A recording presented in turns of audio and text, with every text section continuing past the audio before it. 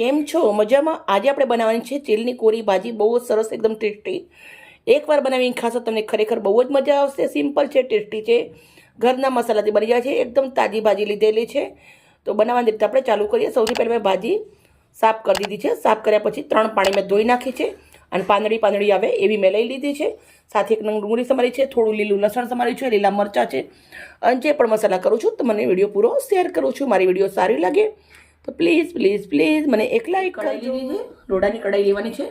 એના અંદર મેં સિંગ તેલ ગરમ મૂક્યું છે, મોટા 2 ચમચા. તેલને સરસ ગરમ થવા દેશું. તેલ મસ્ત ગરમ થઈ ગયું છે. થોડું રાઈ અને જીરું નાખું છું, થોડી હિંગ, લીલું લસણ, લીલા મરચાં, સૂકી ઝીણી કાપેલી ડુંગળીને સરસ મજાની શેકી લેવાની છે. મસ્ત લાલ થાય એવી કરી દેવાની ડુંગળીને. ડુંગળી સરસ અંતળાઈ ગઈ છે. હવે આપણે જે ભાજી ધોઈ રાખી છે સરસ મજાની પાંદડી, એ નાખી દેવાની છે.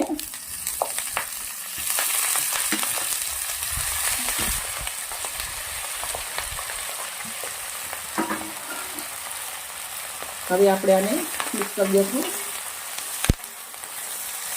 પાણીનો ભાગ બને ત્યાર સુધી આને પહેલાં શેકવાની છે. મિત્રો, જ્યારે તમે તેલની ભાજી કોરી બનાવવાની હોય ત્યારે એવી રીતના ખુલ્લું રાખીને ચડાવવાની, અને જે સ્મેલ હોય ને, આ ખુલ્લું રહે ને એટલે સાંકળાય ને ભાજી એના અંદર નીકળી જાય.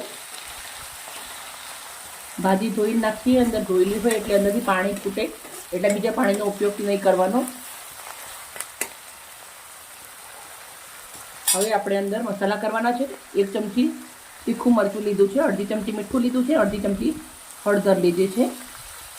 પછી સાથે નાખી દેવાના છે આપણે ભરપૂર લીલા દાણા. હવે આપણે આને મિક્સ કરી દઈશું. ગેસનો તાપ ધીમો કરી દઈશું. મિક્સ કર્યા પછી ધીમા તાપે 5 મિનિટ સુધી આને સરસ મજાનું તેલ છૂટી જાય ત્યાર સુધી આપણે ભાજીને શેકી લેવાની છે. મિત્રો, આપણી ભાજીનું શાક રેડી થઈ ગયું છે. ગેસને બંધ કરી દઉં છું અને આપણે શાકને એક કાચના બાઉલના અંદર સર્વ કરું છું.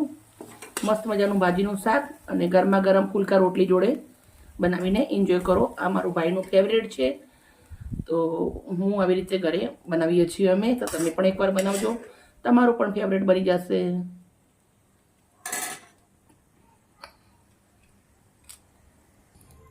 મસ્ત મજાનું આપણું શાક બની અને રેડી થઈ ગયું છે. ઓકે મિત્રો, બાય. કાલે મળીશ નવી રેસીપી સાથે.